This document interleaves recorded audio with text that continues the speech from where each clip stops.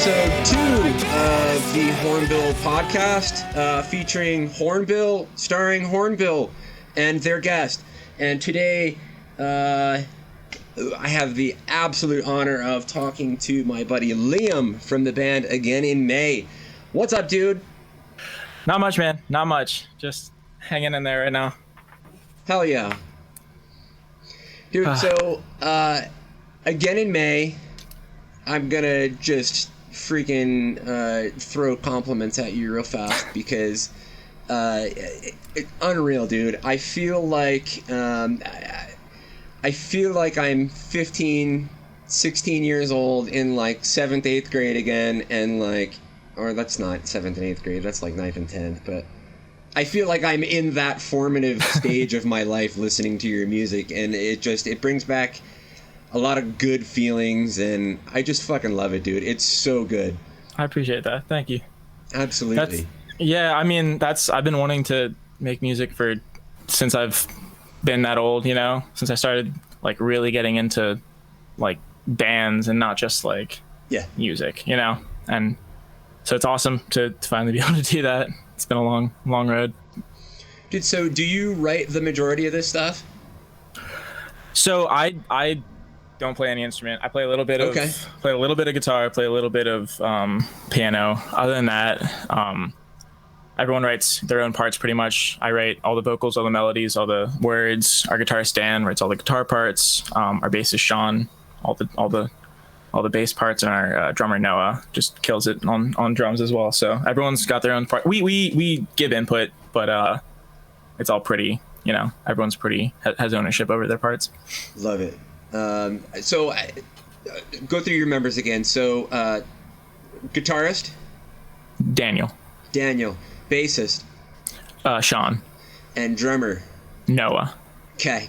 Not only are they all phenomenal musicians, but Noah especially, I feel like I'm watching a freaking drum machine when he's playing. The live stream that you guys did for the Good Noise Cast, or the Good Noise Fest. He's gonna love to hear this. Yeah. I'll make sure I edit this out. Yeah, don't let him know that. No. Just all you guys are awesome, but him in particular, I was definitely drawn to how precise he was, and that was just awesome. I love it. Some of the stuff he did, like our song "Empty Room," like the drums carry so much of that song. Like I feel like that's definitely our heaviest song, and it's like 1,000% because of that like chuggy guitar riff and just the drums just it's just that's like one of my favorite songs. Yeah, the whole thing was awesome. And you sounded, everybody sounded great. You sounded absolutely killer too. Appreciate it. How did St. Judas and I call it Finger Fest, so that's what we're just going to call it. How did that go? You were obviously in a studio. Just walk me through the process. How did it all go that day? Yeah, so it all started out because I'd been listening to Good Noise forever, and then we finally released. Yeah, they're awesome. Those two are like, I can't imagine being as young as they are and being as influential already, right? As they are. Like it blows my mind that like Shane, I think, just graduated high school. That's crazy. Yeah. Same with, but yeah. So we released music. They had us on the podcast. They asked us at the end if we would be on it, and we had planned, since we didn't think we were going to be playing it live anytime soon, we were planning on going in studio and recording a live session anyways. So cool. As soon as that happened, we were like, fuck yeah, like absolutely, we're gonna do this for you guys, and we're gonna go all out for it. So we were lucky enough. We worked with the producer that did the EP. Like he was able to come in and record for us. We got our videographer from our video, and we found a really nice studio that we were able to use practically for free. I'm not going to say what it was because they might get mad at us. I don't think we were supposed to use it, but so it went great. We just ran through the set, and it was hyped. It was the first time we've really gotten to show people us playing, and I was I was stoked on it. We were all really hyped on how it turned out, and people have been really responsive. Yeah, so engineering wise, give a shout out to that producer because they've absolutely killed it too. I was going to ask you who did it and if they did the EP. So absolutely, yeah, that's Eric Taft. He's Buzz Lounge Studios. He's worked on some bigger names. I think he like helped engineer on like an Under Oath record. Okay. And some other stuff. He killed it. Ian Jared Bell killed the video. Like, we could not have made it as cool as it was without him. His assistant Colin. I don't like. There's so many people I need to thank and have, but like I just can't think enough. Dude, that's fine. One thing I wanted to ask you too. So I don't personally know you other than meeting on Twitter.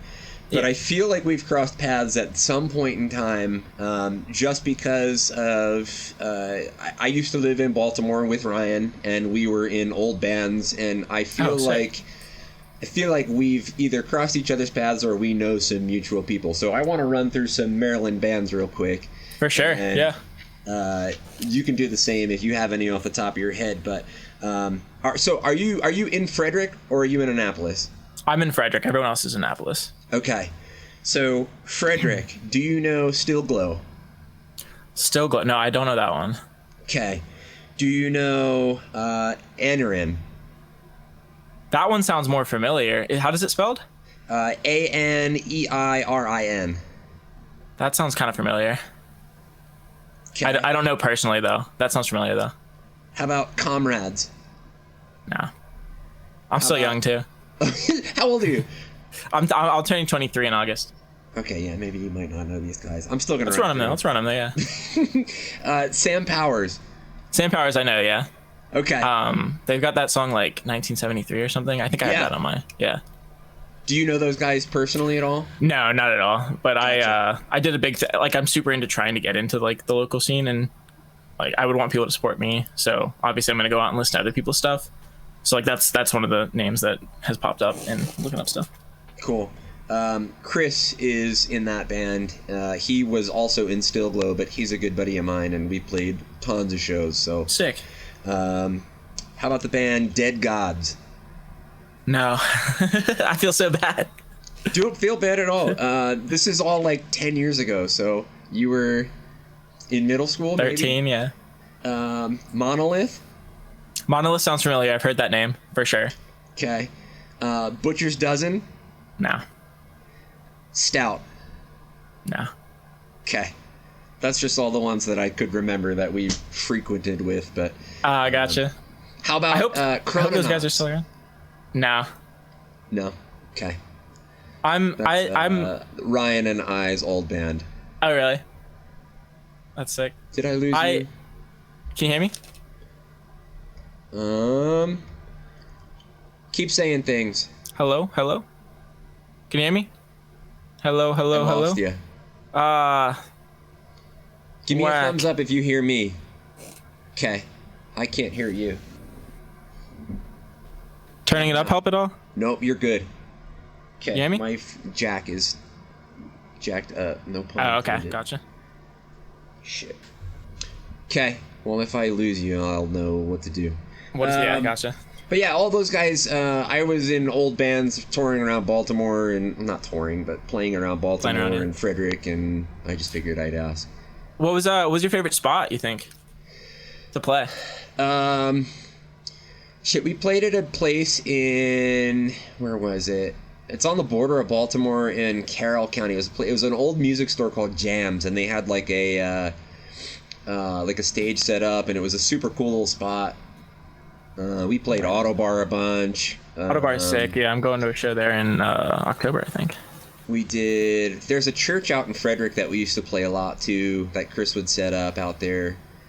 I think I know what you're talking about, and I don't think they do stuff anymore. Okay. Which is unfortunate. I know we played. Dude, we played like a random barn out in Frederick somewhere too, which was super cool, but it was like very random. Yeah. The scene down here is like very, like, there definitely is a scene, but everyone leaves Frederick to play. Yeah, I can understand. all the bars play have like country bands or like rock cover bands and stuff, which is like cool, but like it's not me. It's not my jam. Yeah, same. I understand. Yeah, I know the hardcore scene and like weird, a lot of like experimental pop and weird like indie stuff comes out of Baltimore, like city, but yeah, other than that, like FREDERICK used to be pretty cool, but we had to, I mean, it was Baltimore centric, you know? Yeah, for sure. Like everything we have coming up is centered around Baltimore. Like every show, every band that we're like talking with, set up shows is coming out of Baltimore. Gotcha. Dude, so let's go into that. First show, what is it, August 20th? Am I right? 20th, yeah. Okay, correct. And where is that? It's at Zen West. That's almost Towson, like in between Towson and Baltimore. I had never been there until a week ago, and I went out and saw a friend play the other day, and it's like a sick little bar restaurant venue. They've got like half of it is just set up as a bar restaurant, and then they've got a whole just separate room, and I'm hyped. We haven't played like a year and a half, so yeah, dude, it's nuts. Who are you playing that show with? We're playing that with our friends. It's this band Overmorrow.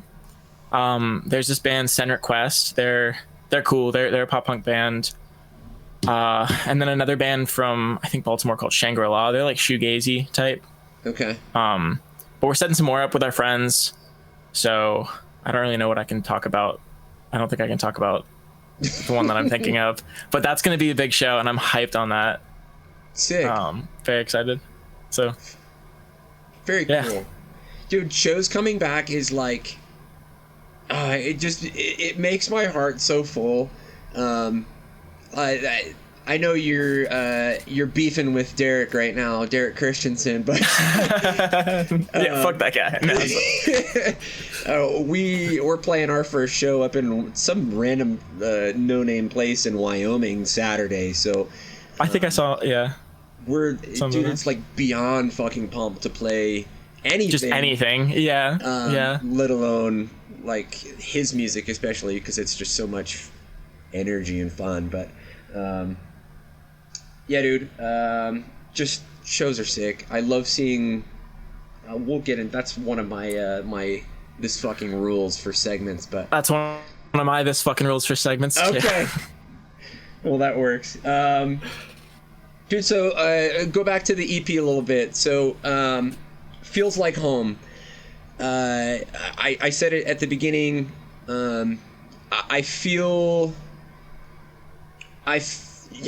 just feel like it's formative years music for me, and I gotta know what's influencing the majority of you, or what's influencing you personally, and if you know what's influencing the other guys to make this sound the way it does. Yeah, for sure. I know I definitely have different influences than the guys, for sure. I grew up. First concert I ever saw was My Chemical Romance. I'm a huge first concert. It was a really good first concert. I grew up a lot of Motion City soundtrack, a lot of Bayside. Great. Yeah, like just that kind of like Census Fail. I'm seeing Bayside and Census Fail in like a month, so that's why I'm thinking of them off the top of my head.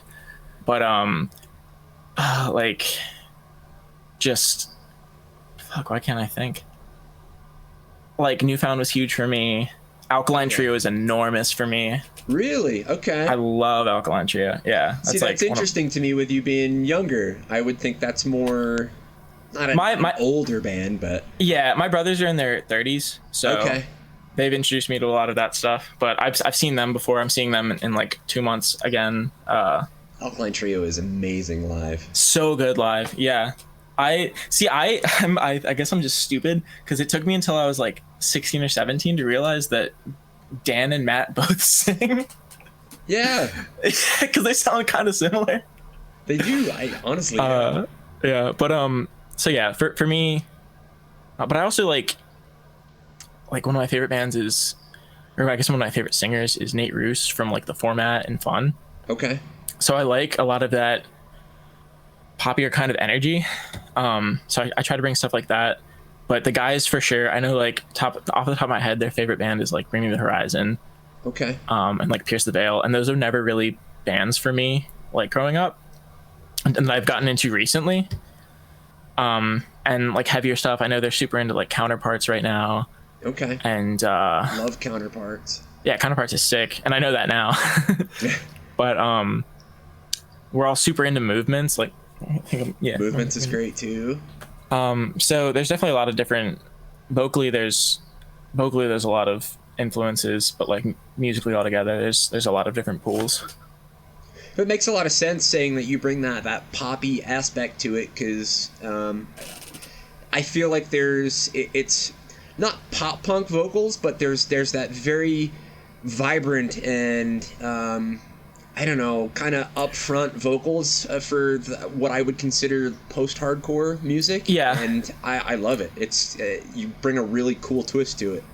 I fully agree. Like I don't think I'm ever gonna have like Movements, for example. Like Patrick Miranda is like such a good like switches between his clean and his mixed like throaty voice. I don't think I'm ever gonna have that. It's definitely more of like a I really like With Confidence. I really like Jaden Seeley. It's definitely more of like that clean cut. But like I still like music that makes me sad. So, you know? No, I so get just it. like trying to make it work. I think that resonates with literally everybody that's going to be on this show, is music that makes you sad.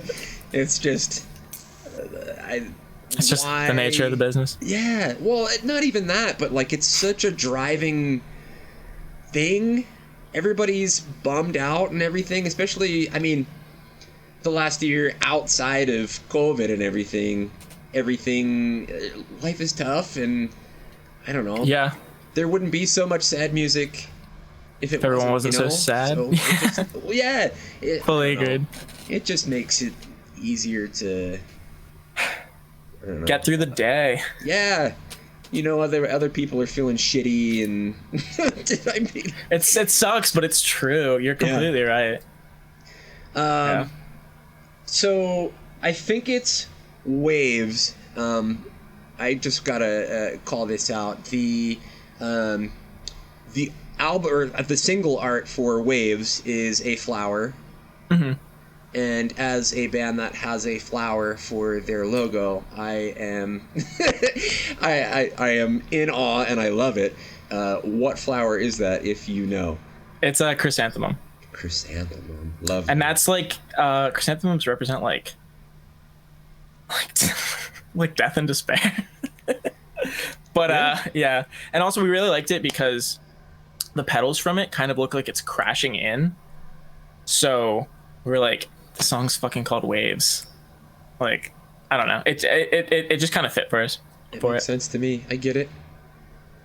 Dude, so 5 songs on that EP, correct? Correct, okay. Yeah. Take me through the recording process. How did you guys write this all in quarantine? Did you come up with it before, after? So we started before quarantine. None of those songs made it, except for Waves. Okay. Waves was the first song we ever wrote together, and it has been through like 20 significant changes to get to where it is now. Isn't that awesome when you have a song that you... Is it because it's your first song and you wanted to make it good, or is it because it had all those pieces to it and you just wanted to make it... So I thought it was sick. And I fought so hard to keep it because we were so close so many times to scrapping it, but I was like, no, we need to keep this song. So I will take full credit for that song being on the EP, because it definitely sounds different than when we first wrote it. Yeah. And I think they were right that how its first form was definitely not up to quality as of the other songs. So I'm glad it ended up as it did. But fuck yeah, that song was so close to not even making it. It's crazy. That's interesting. See, that I mean I like all the songs, but that one in particular resonates with me, and it's neat to hear that that's a song that's almost been axed however many times. Yeah, it's funny because like that like Empty Room, the one I was talking about earlier, came into the studio as like my least favorite song, and now I think it's like really, I think that's the best one that we came out of the studio with. Okay. Just as as it's the most cohesive, I think. I can understand which I didn't. that. I would have never guessed going into the studio. Interesting. Is there any? I guess as a musician, I'm more curious about this. Do you have least favorite and favorite songs, or are they're all your favorite and some are just not as favorite? I think I definitely have least favorite, not because I don't like them, but just because I like the other one so much. So I think, yeah, maybe you're right. Like, they're all my favorites, but some are less favorites than others. Yeah. They're all amazing. We started recording our second album the end of last year, and I mean, it's probably 8-9 months into that now, and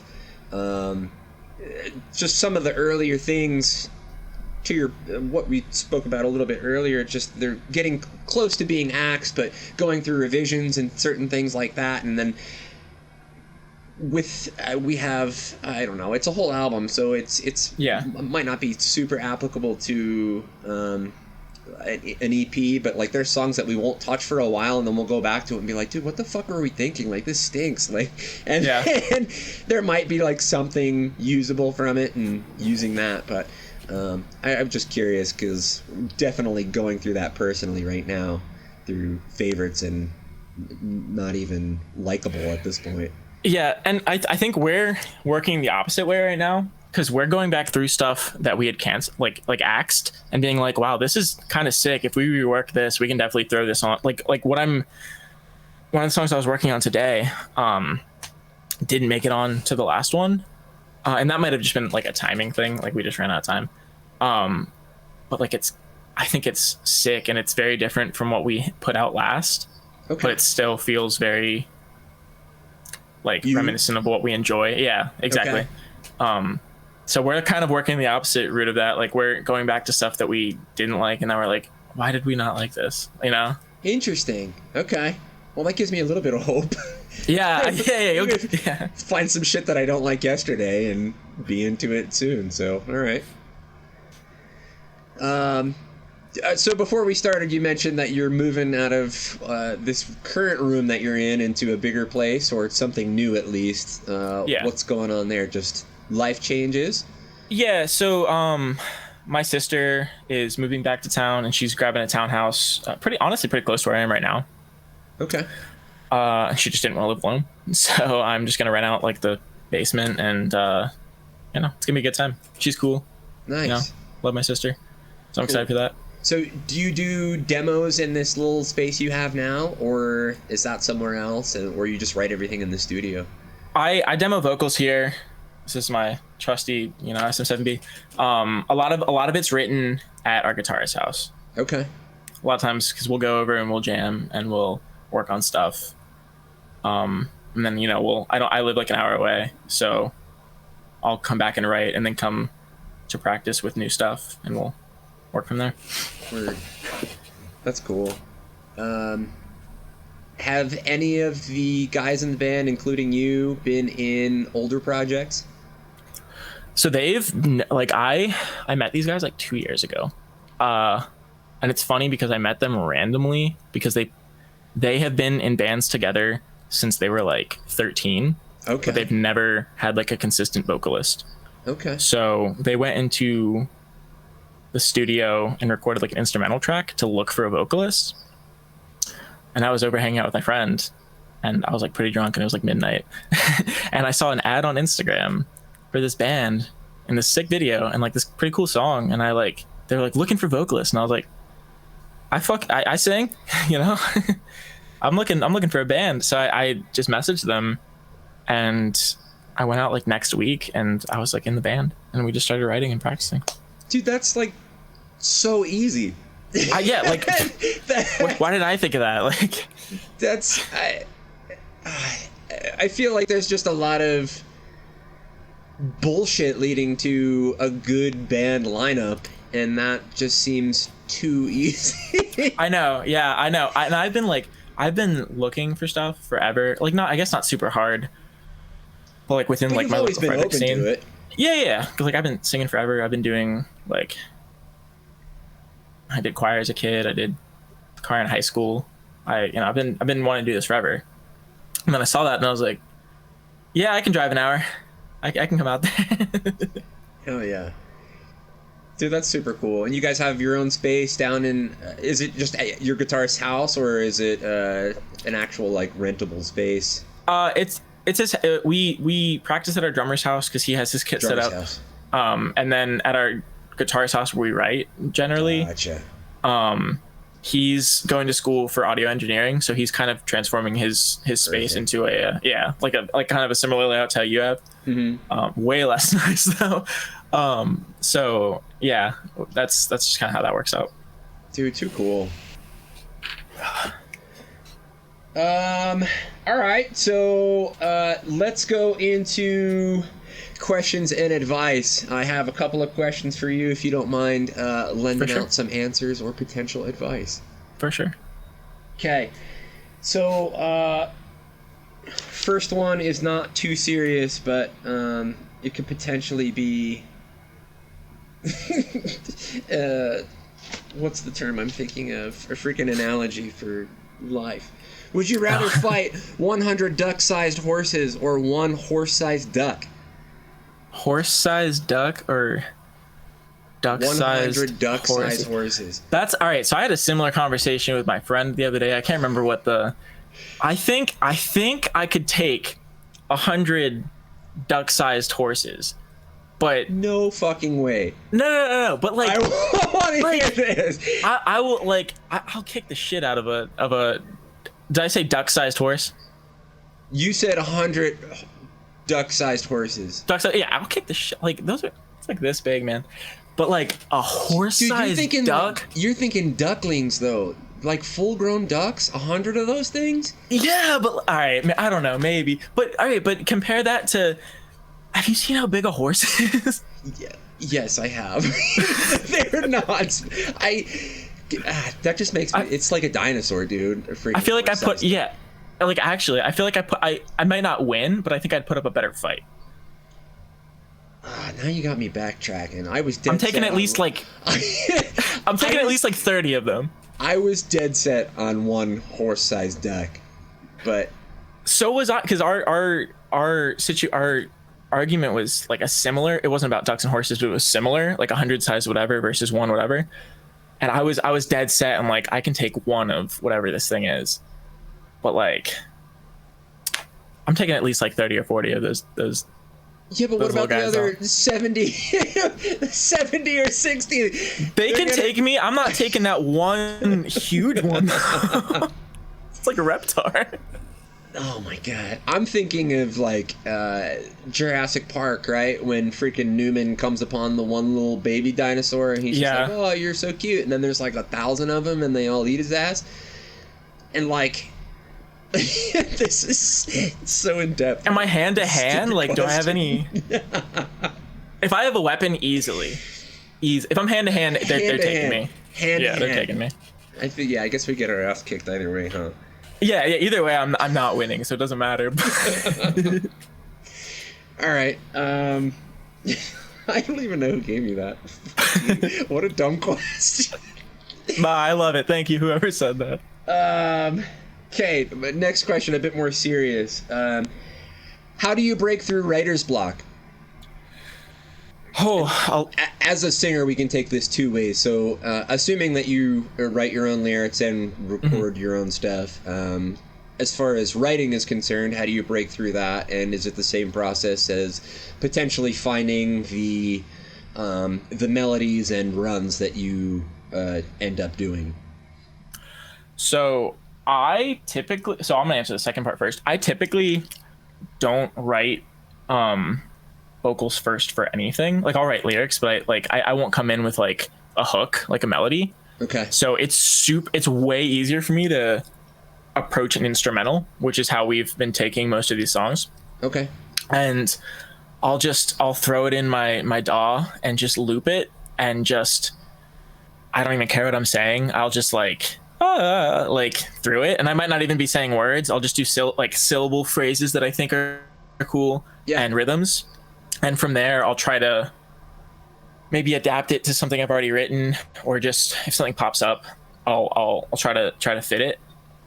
But yeah, so for melodies, it's just run through it, do everything. Like maybe you can combine pieces that you've done, but just like I'll maybe record like 15 different style melodies before I start trying to really like compile them. Yeah, okay. It's because I like so many of the songs, I'll be like, the words fit, the rhythms fit. This melody fucking sucks. I need to redo it. You know? For lyrics, that happens a lot, I'm sure, as everybody does. I feel like my best lyrics don't come from when I'm sitting down trying to write them. They're just more sporadic. Yeah, because I listen to a ton of music. I listen to a ton of podcasts. I'll hear a phrase that's cool, and I'll be like, oh, like, I'll adapt it some other way. A lot of times I'll just be falling asleep, and like my brain will just be like, da-da-da, and I'm like, fuck, I have to wake up, go to my phone, type it down. That I understand. Yeah, so much. It's so annoying. It's so annoying. It's the worst. Yeah, especially waking your eyes up with a bright freaking light and having to type out and potentially even record what the hell you're just thinking in your head. That's like, it's a blessing and a curse because. Yeah. Oh my god. And same deal. I'll be in the shower or I'll be running at the gym. And I specifically remember I was running, and I was like, and then I went to my phone, and I wrote down the lyric, "My leaves are losing color. Was it something I said?" And I have no idea where the fuck that came from, but that's my favorite lyric off of. Thank you. That's my favorite lyric off. I don't know where it came from. And then I don't always write them with meaning more than I find meaning in what I write. Okay. And that was one of those ones, that whole song entirely didn't even hit me until like a month after we like finalized it before we went into the studio. I was like, oh fuck, that's what this song is about. Like, you know what I mean? Like, it wasn't until then that I found what I took from it. I think that's pretty fucking cool too, because I think a lot of the whole process is cool, and similarly, personally, my process is that way. I'll write things down and then mesh up music at a later point in time. And just like we said, it'll just come in my head, and I'm sure you've got like I've got a notepad that's just like full of like 1 or 2 liners that I can just pull from because I've written stuff that I think's cool.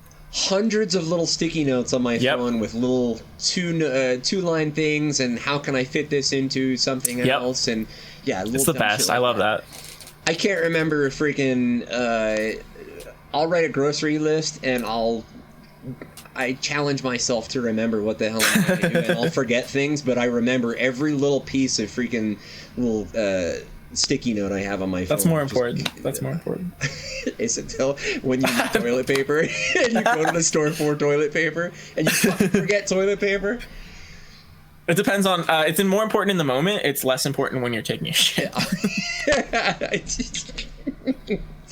But yeah. I'm glad I'm not the only one who operates that way, because I feel like it's crazy. It's the worst.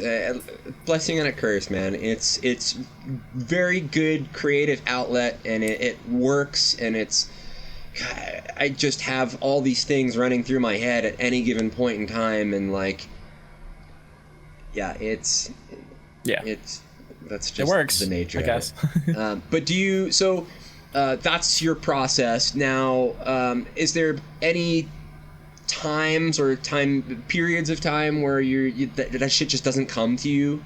Absolutely. And you try and manufacture that inspiration and just nothing happens? Yeah, definitely.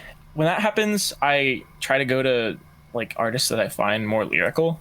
And for me, a lot of the times that's Justin from Motion City Soundtrack, because I think he's like one of the most insane lyricists. He is a freaking wizard with some of the ways he comes up with and how he implements them into the songs. Like, he has the craziest lyric in all of music for me. It's from the song "Hold Me Down," and it's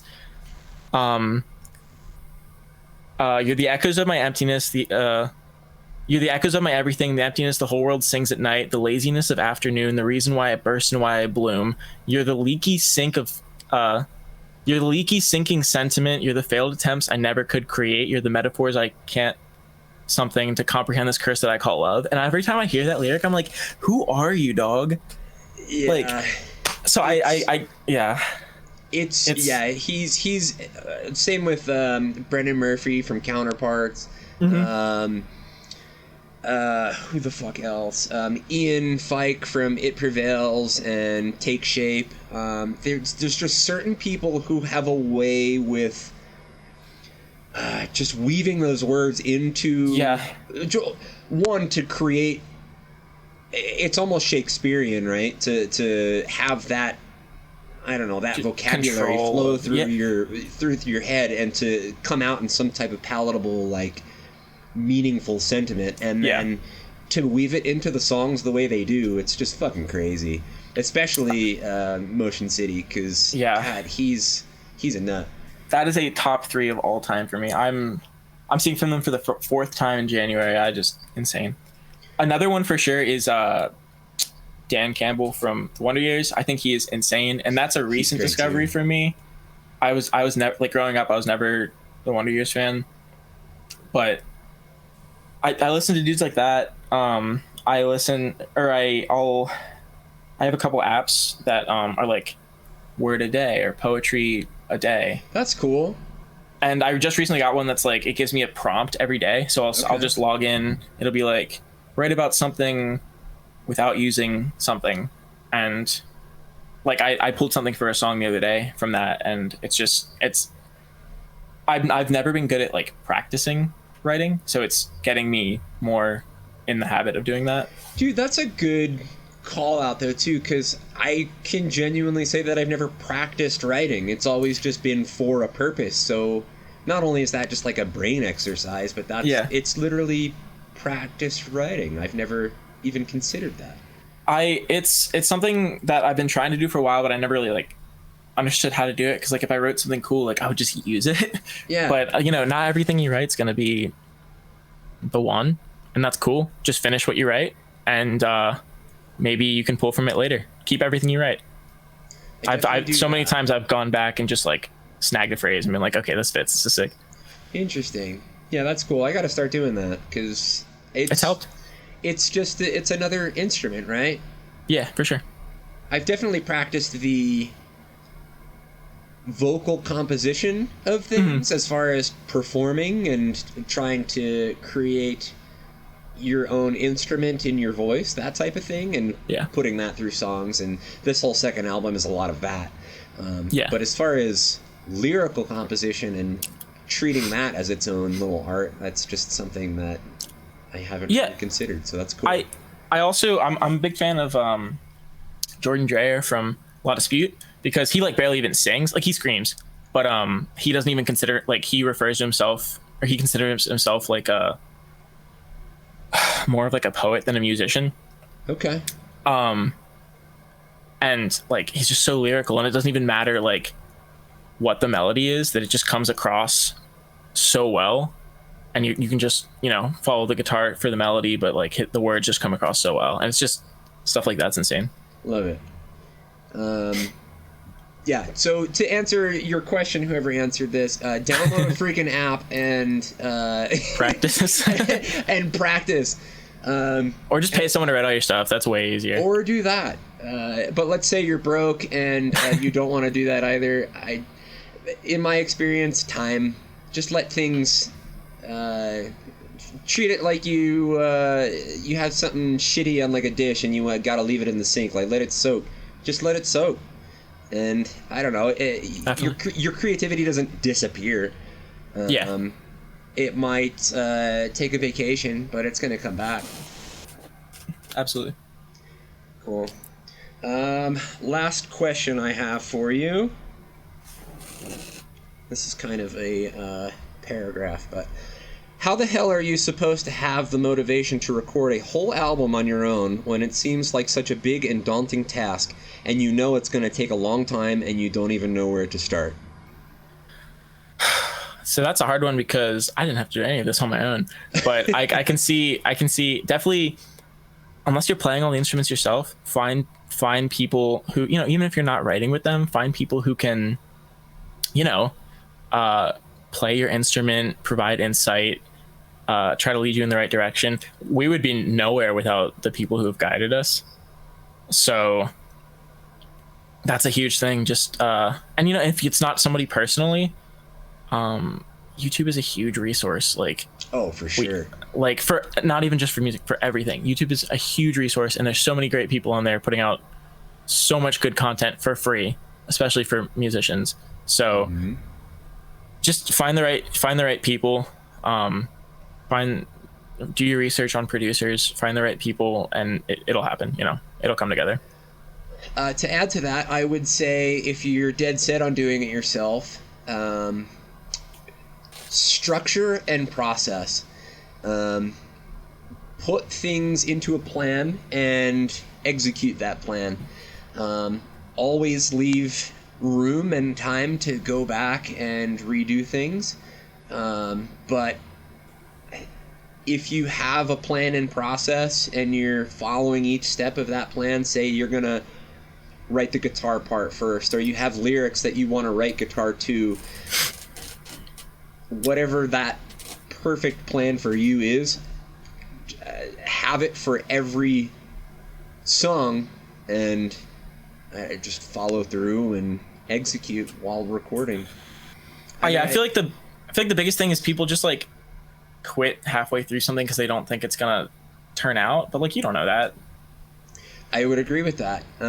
There's a lot of people who are so fucking creative and so smart and so they're just so eloquent with the way that they either they write poetry or sing or play a particular instrument, and I feel like a lot of that, if there's no somewhat instant gratification, it kind of just gets left behind.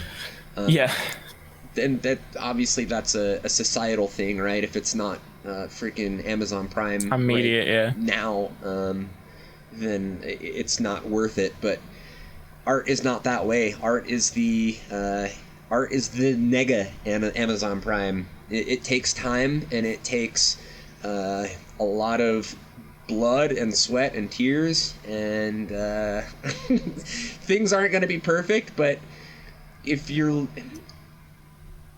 passionate about it, don't stop. Sometimes it sucks to finish stuff too. Like, sometimes finishing stuff is a bitch. But like, once you're done with it, it's just like, there is nothing more rewarding. Yeah. You can build a freaking house, you can build a freaking studio, you can write a song. You're gonna have roadblocks and obstacles, but at the end of the day, when you're all said and done, yeah, there might be something you want to change in hindsight, but there's nothing more rewarding than finishing your own thing. Absolutely. Like, that's just the best. Any more thoughts on that? No, yeah, hit the nail on the head for sure. Cool. All right, well, thank you to those 3 people who wrote in questions. That's sick. I'm going to, on episode 2, freaking break the outline, and we're going to go back and go through this brand new, or somewhat brand new, music video for Losing Color, because I totally fucking spaced that.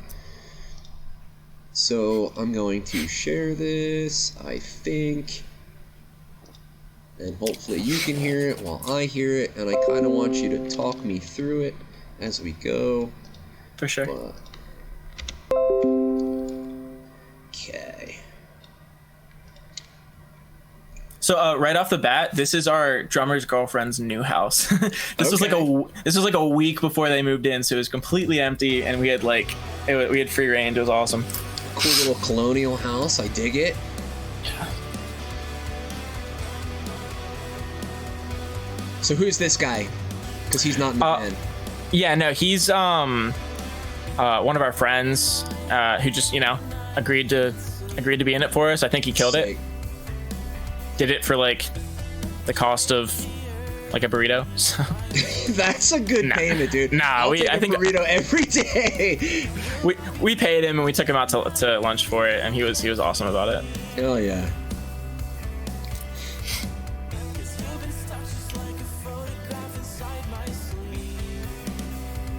So I love being right in front of that old colonial window. There's the light was awesome. So fucking cool. So good. God, you're so handsome. Dude, my girlfriend might watch this. You need to calm down. Dude, I don't care. Let's go. Come out. You can fight Derek. When I beat your girlfriend when I beat up fight Derek. Me.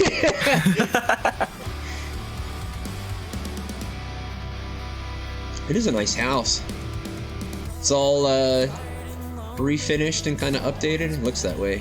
Yeah, I think the house itself is like 100 years old, but it was redone like maybe 10 years ago or something like that. Nice. Cool fireplace. Also, he just showed up to set with that jacket. No one told him to wear it, and it's sick. Like I love his jean jacket. That's jean jackets in themselves are awesome. And yeah, that's a good one.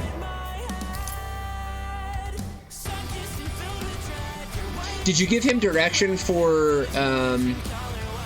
when to come in and out of rooms and?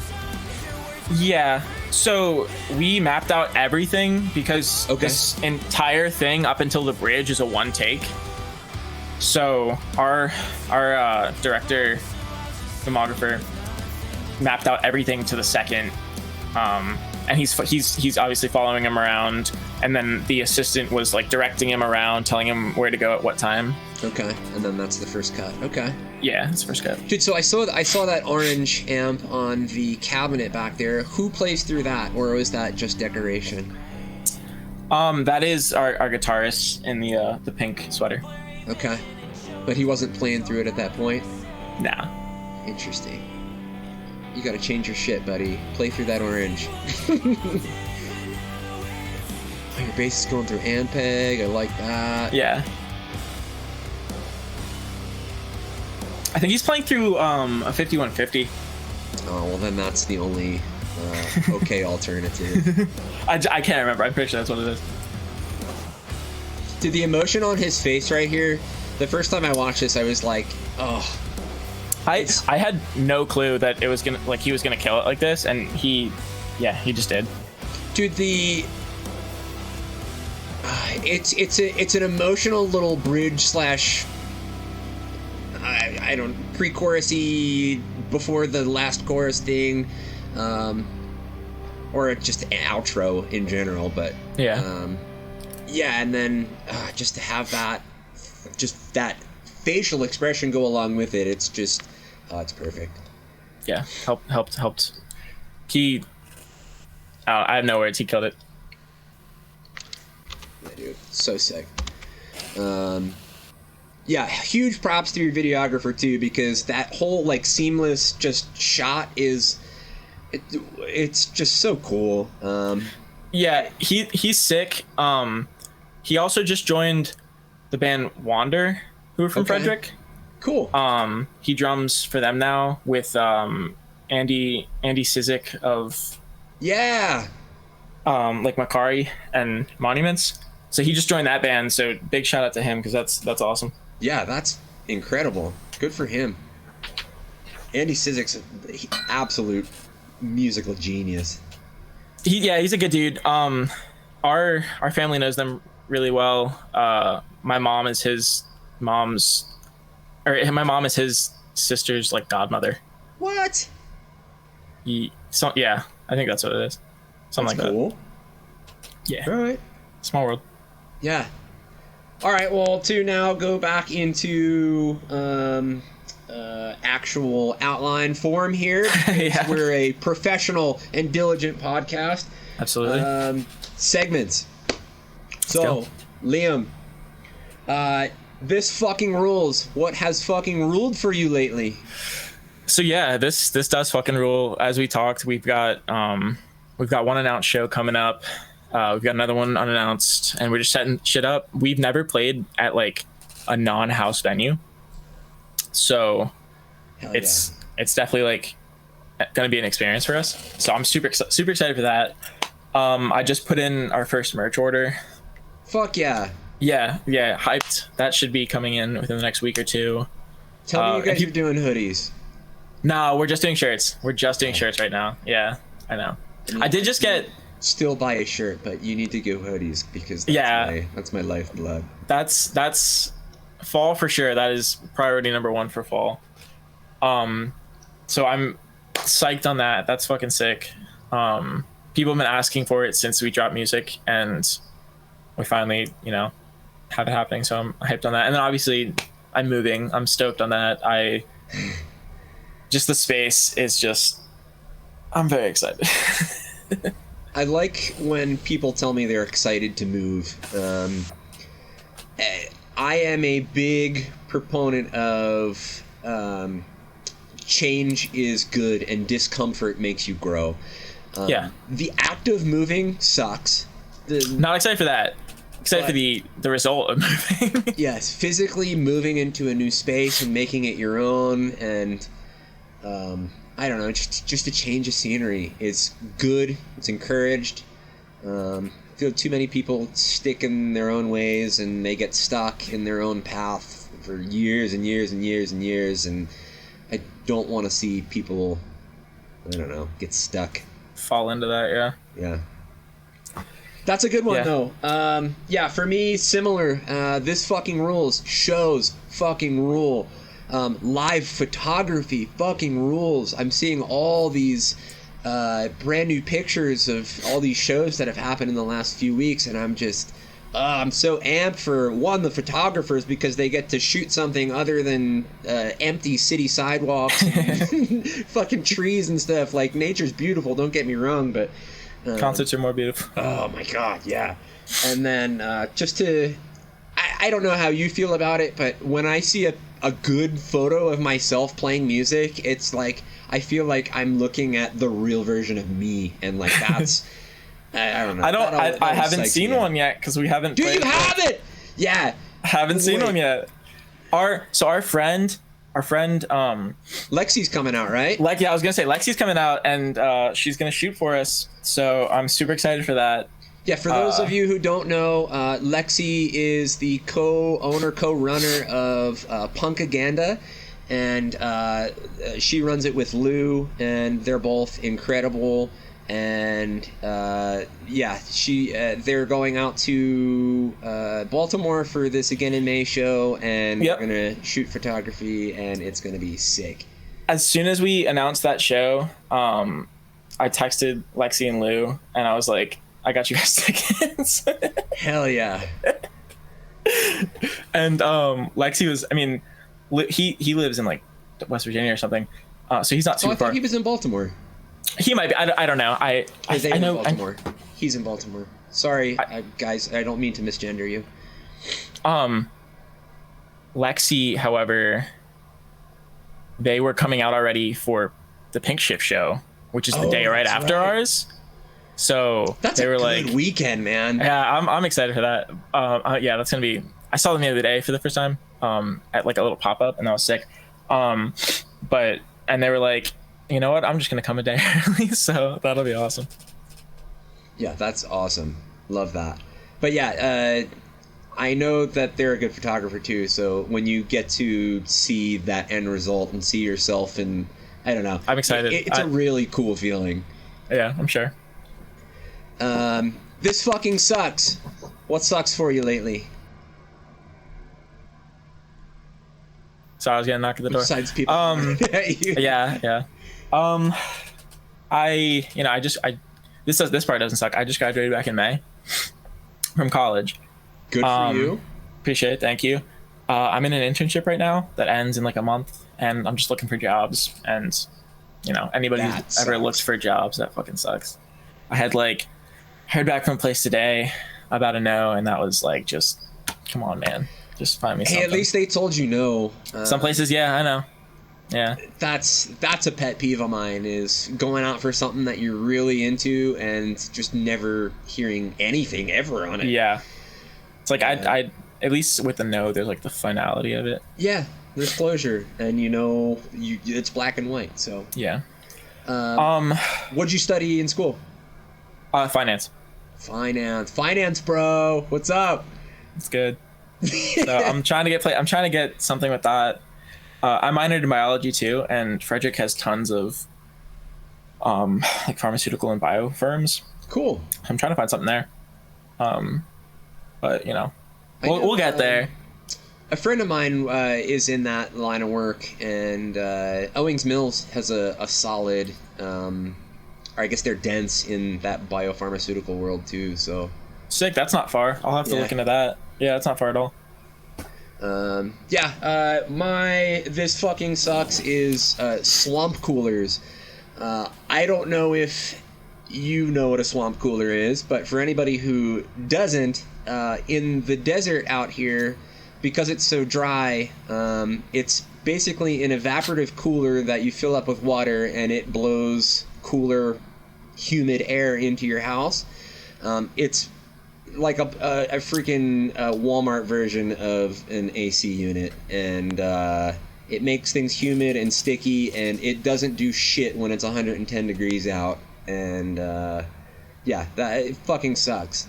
So yeah, I thought we were bad because we're at like 95 or something, but that's nothing compared to. It's still bad because it's humid. I grew up on the East Coast, and just that close to water, it's just like the humidity is awful. Yeah. You go outside and like you just are like caked in this layer of wetness and weirdness. Out here, it at least takes a little bit of time for your body to acclimate to that degree of temperature. Like, I love the desert, I love the heat, but I do want to escape it at nighttime when I'm trying to sleep. And not have cold, wet air being blown in my face. So, dude, recent jams. What have you been listening to a lot lately? So this past week, I have a couple things. I have been jamming the new Hot Mulligan EP a ton. So good. I'm seeing them. I saw them. They were like one of my last shows before shutdown, and so I'm seeing them in like October as a headliner, and I'm so excited. But the new EP is sick. It's only like 17 minutes long, and it's just like so good. It really is. Yeah, and then the new Flight Club single, which they dropped the video for, which I sent you. Yes. That's so good. They're so good. I'm going to see them like a month from today, or a month from yesterday. So you got all the shows lined up. I have, as soon as I got my shots, as soon as I felt comfortable for the people around me, and like, because Maryland's a very like, we have really good rates of vaccination. Oh yeah. As soon as I felt comfortable with that, I was like, bop, bop, bop. I'm just lining them up because who knows when. I've got like 9 coming up. Dude, that's awesome. Yeah, very excited. We're not so fortunate out here just yet, mainly because of how shitty Utah has treated the virus, but also because we're in the middle of freaking nowhere, and people would rather either go to Vegas or Denver. So yeah, not a lot of shows are lined up just yet out here, but it's all right. I feel like I definitely luck out being so close to Baltimore, DC, and parts of Virginia. It's the perfect hub for that, especially being in Frederick, because DC is probably the same distance from as Baltimore is from you. Yeah, basically, yeah. Chances are somebody's going to hit either of those, if not both. So, yeah, that's sick. Definitely fortunate in that aspect. Dude, so I am excited to listen to what you sent me, because I have never heard of that band. So they're from Virginia. They're from Richmond. They're sick. They're sick. Yeah. Before that, though, my recent jams, I have been listening to a lot of Exotic Animal Petting Zoo. Have you ever listened to them? I've not. I've never heard of them. What should I be looking up right now? There's an album called Tree of Tongues, and it's kind of post-hardcore-y, it's kind of shoegazy, it's kind of the extreme version of both of those things. And, gotcha. It's a lot. But yeah, I've definitely been listening to a lot of that. Should I try Pharmacokinetic? Is that the one I should try later? Or? Yeah. All right, bet. Sorry, all right. I don't know that one. Alexa just started. The lowest point in Maryland. Alexa, stop. Thank you. Special guest Alexa on episode. She was like, exotic animal petting zoo. They're my favorite. Sick though. I'll check that out. Yeah, it's a weird album. You gotta let me know what you think of it, because I'm definitely curious. So next segment. I woke up with this. What have you woken up with in your head for no reason? Or I guess for a reason, but just something random. It's been like the past 2 days, and I haven't even listened to it in like a week or two, but it's the song She Doesn't Get It by The Format. And it's like, it's just so catchy. And it's just like, do, do, do, do, do, do, do, do, do. And it's just, that like has just been in my head. And I mean, I love that song, so it's fine. But it drives you nuts, right? Yeah, it's like why are you here? Just go away now. I think I just need to listen to it to get it out, you know? That typically works. In my experience, that usually works. The last, not yesterday, but the day before and today, I have woken up with the Stone Cold Steve Austin theme song in my head. I don't know why, but I wake up and I'm like, and like I just think of thousands and thousands of people screaming for him as he walks down the freaking Titantron with a bad attitude. I love it. God, when we were I don't know how this came up. When we were in the studio, it's either it was Stone Cold Metal. I think it's by Stone Cold Steve Austin, and he released an album. Oh no, God. What? Let me make sure this is the right thing. Oh no, it's just a playlist. Oh, okay, maybe I'm thinking of there's a Hulk Hogan album. I know, it's like a rap album. Yeah, that's what I'm thinking of. I don't know how that came up, but we just started listening to it. Oh my God. Yeah, that's what has been in my head the last couple of days. Shinfo. Give me any kind of shitty info. Okay. I was talking about this with my friend today, because he is in a similar situation. I have a like chronic tic disorder. Okay. So like if you see me like doing that, I'm either winking at you because you're handsome, or because like it just does that. But like so I'll either go like that, or like that does that, or sometimes my wrists I'll tense. But that's something I have. It's like a very like low end spectrum of like Tourette's. Okay. And it's gotten me into issues because like exactly the same thing. People will be like, "Why are you winking at my girlfriend?" And I'm just like, "Oh, God. I'm not. I swear I'm not." But that's something I always have to like. People be like, "Are you okay?" And I'm just like, "Yeah." I did notice it, and I mean, yeah, I just figured that's what it was. No big it doesn't affect me. It's just like a thing. No, cool. But I wouldn't say that's shitty info. That's just. It was just like the first thing I could think of. Like that's pertinent Liam info. What did you have? That the NHL expansion draft is next Wednesday. Oh. What's is it 2 teams? No, so there is one new team coming into the league. They are the Seattle Kraken. Oh, that's kind of sick. Yeah, it is pretty neat. They have a neat little like navy blue and dark teal color scheme. It's neat. So everybody's finalizing their rosters this week, and then they do their expansion draft next Wednesday. Sick. And that's shitty info. What's your team? The New York Islanders. See, that doesn't offend or say anything to me because I care enough about hockey, and like I'm a Caps fan because I was raised in a Caps household. Gotcha. But I definitely don't follow it as much as I did like 2 or 3 years ago. Okay. Understood. Yeah. So they won the cup and you just fell off. Typical bandwagon. Exactly. My brother's friend worked for the Capitals. Cool. And like all of their employees got like a day with the cup. Yes, you do. Yeah, so my brother got to drink beer out of the Stanley Cup. No fucking way. Yeah. Dude, that's the dream. Yeah. Oh my god, dude, jealous. See, I don't even care about hockey, and I thought that I was so jealous. That's good shinfo. That is good shinfo. All right, It doesn't pertain to anybody. It's not necessarily important. It's just kind of shitty info. Yeah. Fun Fair fact enough. if you see it as fun. But next, give somebody credit who has been killing it for you lately. I've got a ton. Let's go. I've got a shit ton.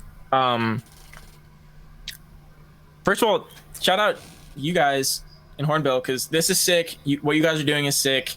I'm very new to like the math rocky genre, because like that's not something I could ever see myself singing over, because I don't know how, like, just writing melodies to that is so insane, and I don't understand how people do it, and it's so impressive to me.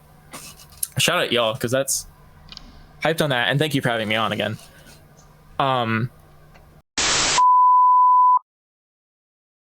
Bro, you're literally complimenting me and I didn't hear a fucking word of it. Perfect. I'm never saying no. And I still can't. What the hell? Hold on. So I'll punch in here because I'm not going to make people watch 20 minutes of us trying to figure out technology.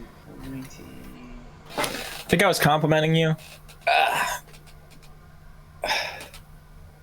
Yeah, give someone credit. And then you said Hornbill, blah, blah, blah, and then nothing happened. I was just saying, I appreciate you having me on. You guys are killing it, because I've never been super into like the math rocky type of stuff, but mainly because I can never see myself singing over it, because that's just so crazy to me, and it's so impressive, and I just could never see myself being able to like figure out melodies over that stuff. Okay. So that shit's sick to me. Well, thank you. That means a lot. It's, yeah, for sure.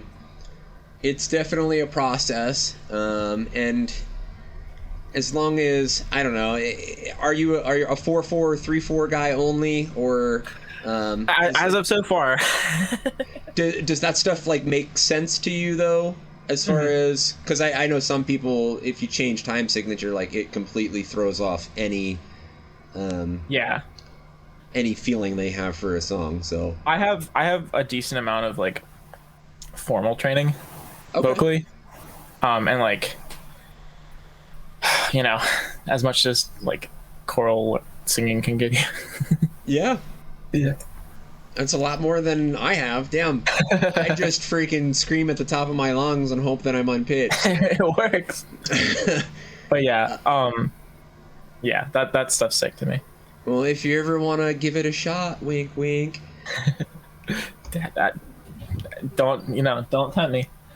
I definitely have a bunch more people though. Yeah, please go for it. So one band that I am absolutely in love with right now, which I have no idea how like they haven't blown up and gotten as big as I feel like they should be, is House and Home. They're also from Virginia. I know of those guys. Yeah, they're sick. Their newest album is insane. The guy who produced Mixed, yeah, their newest album is sick. Will Beasley is the guy who produced Mixed, engineered, I think. I'm not sure if he mastered, but he also did Flight Club, the band I was talking about. Yeah, both of them are on the same label, Open Your Ears, and Open Your Ears is sick. So shout out House and Home, Flight Club, Open Your Ears. Keeping Virginia in the forefront. The dudes over in Sherry Moore, they used to be One Life to Lead. I've been following them since they were One Life to Lead. And like from the beginning, those dudes have treated me like I was so talented, but like just I like from the beginning have treated me more like a friend than a fan, and that's, I feel like, super rare to find. That's one thing I love to do, and I don't feel like it's done enough. I'll stand up on my little soapbox here, but if you, especially in like this whole DIY little section of Twitter and stuff like that. There's a lot of people who are just that. It's all a big friendship, and that's incredible. But then the second that someone might make it a little bit bigger, or they just expect more from what's going on, then it gets kind of weird, and it's just like, dude, it's music, and it's meant to be.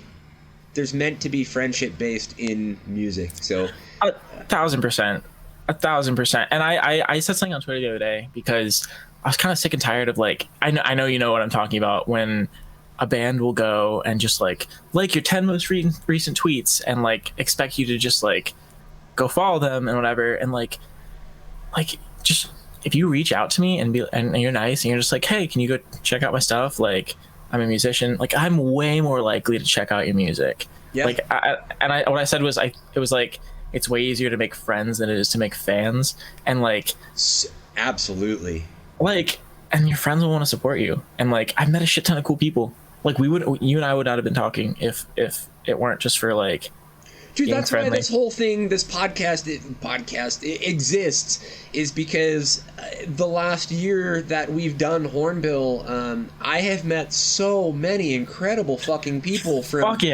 absolutely all over the world, and I've used Twitter before the pandemic, and I've never, I don't know, the connections that I've made, level. Absolutely. The connections I have made, I am so fucking grateful for, and like, I would not trade that for the world. And having you and all these other people on to talk about the shit that we became friends over, it feels like it's more, I don't know, it feels like it's more of a friendship, and it brings us a little bit closer together. So I so wholeheartedly believe in all of that. I think the bands that are killing it are the ones that do that and are very interactive with their fans and don't make it so fucking formal. Like I have never understood, like, because I'm sure you are the same way when you're a kid and you're going to shows, and like the bands who stick around and like talk to you at the end, whether it's the colloquial, oh, good set, bro, like you guys sounded great, like, dude, even that, it's so... You remember those people. Yeah, absolutely. You check out those people's... You check out those groups' music. Absolutely. I could never... I mean, I get it to the point where if you're a Paramore or a freaking My Chemical Romance, and you have a whole world of people listening to your music, it's hard to create that individual connection with everybody. But until it becomes overwhelming, like, I feel like that's the forefront of music, is the connection around it. So, and most people aren't on that level, so like, what's stopping you? Like, why? Like, don't put yourself at that level if you're not at that level. Just be friendly, be like a decent fucking, I don't know, I just, it pisses me off when I see stuff like that, or like a band will follow me and then just immediately unfollow me. It's like, dude, like, just reach out. Like, I'll probably listen to your music if you ask me to. Yeah. And those dudes have been good since the beginning, so, and just great dudes also from around here, so they deserve everything that's coming for them with Equal Vision. Too cool. I there's a part of me that wishes I was still in Baltimore for everything that's been going on. I don't know, I feel like Baltimore and Philly are just like this, Philly like, for home, sure. Especially Jersey too, like it's just this home base of just good people making good music, and like it's the people coming first, and that just makes it that much better. And I definitely am missing being that far away from that, but I'm trying to do that here too, and that's its own little thing. But it's I'm sure it's definitely harder. It is what it is, but it's cool, and I love that you're a part of that too. That just makes me that much happier. So same deal with that that band Pink Shift out of Baltimore. Like they kind of like blew up on TikTok, and they're a really good band, but they're also just like seeing them interact with people on Twitter, they're just like genuinely like good personalities, and that's awesome. That's like, that's way more important to me. I'm more likely to listen to you if you're just cool. 100%. Also, I I just want to shout out the 2 bands that I did see the other day. Sure. Violet Violence, the Violet Violence from Baltimore, or from like Bel Air area, and also Heartbent. That was my first show back from everything, and those were sick. So I just wanted to shout them out because Cool. it's been a while, and they were sick. Dude, too cool. What's that place called again that you saw them? Zen West Cantina. Zen West Cantina. Okay. It's like a Tex-Mex restaurant, but they throw shows like every week. Okay. My buddy's getting married in October, so I'll be out there for a little bit, so I might have to hit that place up and might even hit you up and try and freaking do something. Yeah, if, absolutely. Absolutely hit me. And if you hint, wink, wink, if you're out there first week of November, we might be doing something. I don't know if you're going to be, but first week of November, we may or may not be doing something. Okay, well, we can talk because I might be around. So, but yeah. Okay. Cool. Anybody else you want to give some credit to? I'm sure there's tons, but that's just what I wrote down. Perfect. Yeah. Yeah. I'm very appreciative of a lot of people. We already talked about Punkaganda, but shout out Punkaganda. Yes, they're the best. Punkaganda. And Legends of Tomorrow, another sick publication. Really, all those people are so good. Yeah. Lexi and Lou, I need you guys to make more stickers, please, and hoodies as well, so I can buy them. I need merch. I've got like 3 Punkaganda stickers. I'm going to give credit to, and I'm gonna freaking wink at you here again too, everybody who has done a feature for us up on this upcoming album. I just got another one back yesterday, and so fucking good. So let me dive into this a little bit, right? This, as of right now, we have like 9 or 10 features on this album. Oh shit. And I am making it that way because of how inclusive and how wonderful everybody has been this last year with Hornbill. Yeah, that's really what's going on. We want to make it awesome. We want to make it a collaborative thing. Obviously, it's still us, but with a little bit of touch from everybody. It's like a party in an album, like honestly, yeah, like, and it spans so many different genres too, and like that is what's super cool to me, because it's different worlds coming together all in this little thing, and I feel like that's Hornbill in itself. It's a whole bunch of random shit coming together in one little thing. So yes, thank you to everybody who has done that so far, and thank you to the future ones as well. Can't wait. We'll talk after. I'd be super down. Say the word. I would be super down. Okay. I think we can make that happen. Okay. Let's listen, party. You sent me a link a little bit earlier today, and you've talked about them a little bit already so far, but this music video is also sick. Like, oh, you said you haven't seen it? Okay. This music video is sick. To it. Let me make sure this is up. Alright. Here we go. Don't sue me for copyright infringement. I'm just enjoying your shit. Ice cream truck! Oh shit! How'd you get that? Already living the skating vibe and ice cream truck vibe. Also, that park looks sick. I wanted to reach out where it was. I'm sure it's in Richmond. Can I get that one? Dude, thanks, man. Yo, you got any sprinkles in there? Quickest ice cream service I've ever seen. Mate, this is my last one. Get the fuck out.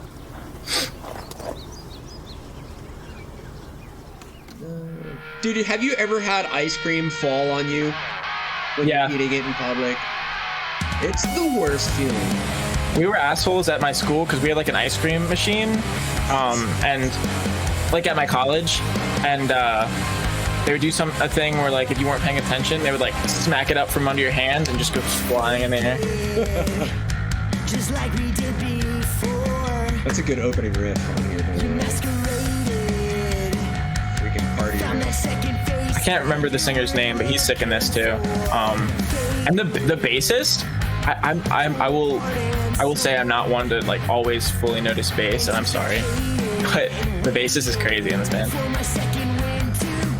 there are a couple of things that make normal bands very, very good, and one is drums and one is bass. Yeah. I feel like you can do a million freaking things on guitar, and it's kind of already been done regardless of what genre you're in. Same with singing. Yeah. It's cool to blend styles and do that type of shit, but a bassist, a really good bassist, not a guitar player who plays bass, but a bassist, will really set you apart from the crowd. Yeah. And that's one thing I've been trying to do with this album, is I have a really good bassist friend. Shout out Colin. Hey, buddy. He's in Frederick, too. Oh, really? Colin Lloyd. I don't know if you know him. Nah. I'm looking him up, though. I'm going to find him tonight. Incredible bassist. But I have been picking his brain trying to record this album.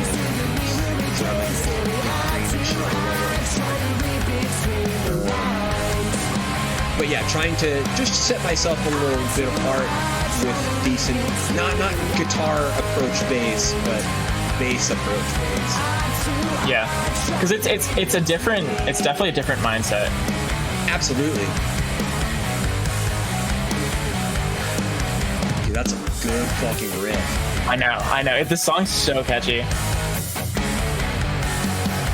got enough for self-destruction and it just won't quit. I got some nervous, nasty habits that I'm I put this up on my story on Instagram, and one of my friends who lives out in Richmond was like, holy shit, this is my friend's band, this is my friend's van that they borrowed for this, and I was like, what? Like, nice. Yeah. Again, just small world. That's a good fucking video. Yeah, real good. And a great song.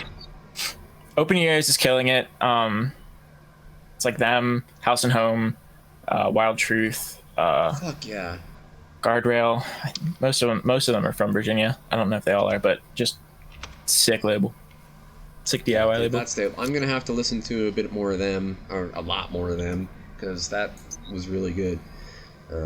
And good music video. You guys too. And there's been a resurgence of really good music videos lately, and I think it's everybody being fucking stuck in their houses for the last year and finally able to do some cool stuff. But yeah, just killing it. Good job, everyone. Last but not least, plugs. What do you got? Plugs. I shouted out my friends and stuff, people making cool shit. So again, check out everybody that I mentioned today. Please, for the love of God, check us out on Spotify, Apple Music. The video that we shared here today, it helps. And just if you like stuff, just reach out and say hey, I enjoyed it, and now we're friends.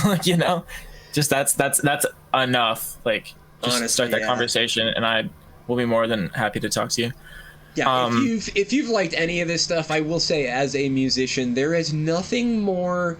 I said there was nothing more rewarding earlier than finishing a song or something like that. The cherry on top of that cake, or that sundae, is somebody telling you that whatever you created resonated with them, and that they enjoyed it, whether they I don't know, they were listening to it in their car and they were like, holy shit, this is a good song, or they've been playing it nonstop. We like to hear that shit. 100%. Please tell us. We pay attention. Ever since I started out doing covers a few years ago. Okay. And ever since then, and people have been nice, I've been really trying to make a very conscious effort to every time I hear something new that I think is sick, or see something new, even if it's a cool video or photography or something, or I've got a bunch of friends who are sick artists, just just hitting a DM this is sick, even if that's all I say, I being on the receiving end of that, I know how good that feels. Absolutely. That goes for life in general too. If you see, even if you're walking down the street, I don't care if you're an anxious person or something like that, you see somebody who's doing their own fucking thing and it's sick, let them know. Someone's got a cool hat, Sick hat. Just, yeah. Good compliments. Bring compliments back. Compliments are sick. Feels good to get. Feels good to give. Yes. Sorry to interrupt. Go ahead. Plug away. No, I interrupted myself with that one. I think that one's huge and important, and especially because so many people have helped us get, like, you know, well, not that we're anywhere, but like to where we are, as small as it is. It's a community. You can't do it by yourself, regardless of what aspect of life you're talking about. It's a community. Everything. Everything is driven by your neighbors and your friends. So, we have the video from Good Noise, which we talked about. Good Noise is sick. Love them. We have the show coming up in Baltimore, which we talked about, which if you're in the area, please come out. But if not, it's also available for live stream, and they do a really good job. Cool. Yeah, they do a really good job on that. And you can get live stream tickets for that. And just fucking, if your friend throws a show or is doing something or like has an art exhibit or anything, just go to it. Like, they haven't been able to do anything for a year and a half, and neither of you. So just go. Yeah. Big time. Like, it costs like maybe max like $20. Just go, get drinks, have fun. It'll be a good time. Agreed. Last but not least, if you're hiring, I would love if anybody is hiring. I would love a job. That's all I've got. Attention, financial and portfolio people of the world. My dude Liam he needs a job, so get him, because all those people are listening to this. I'm sure. Yeah, I'm sure. Anything else? That's it. Thanks so much for having me on here and talking. Absolutely. This has been sick. I don't know how an hour and a half has flown by. Well, a lot of it was not a lot, but technical problems. But thank you for reaching out. As soon as I saw you doing that, I was like, absolutely. I was kind of blown away by how many people wanted to be a part of that.